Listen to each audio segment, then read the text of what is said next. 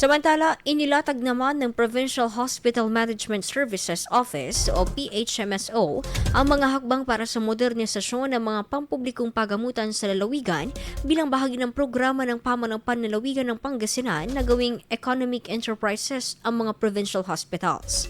Ayon sa pamanang panlalawigan, layunin ng inisyatibang ito na mapabuti ang operasyon, palawakin ang serbisyong medikal at matiyak na abot kaya at dekalidad ang pangangalagang pangkalusugan para sa lahat ng Pangasinense.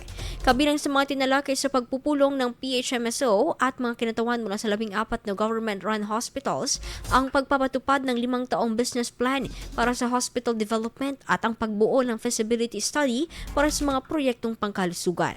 Nakasad sa mga plano ang pagtatatag ng mga specialty hospital para sa puso, cancer, kalusugan ng mga ina at bata at rehabilitasyon upang higit na matugunan ang pangangailangan ng mga pasyente sa iba't ibang larangan ng kalusugan. Dagdag pa, patuloy na pinatutupad ang zero balance billing policy upang matiyak na walang pasyenteng maiiwan dahil sa kakulangan sa pinansyal na kakayahan.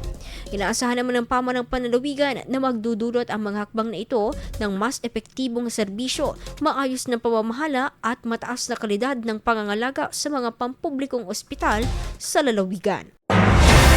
IFM News. IFM News. IFM News.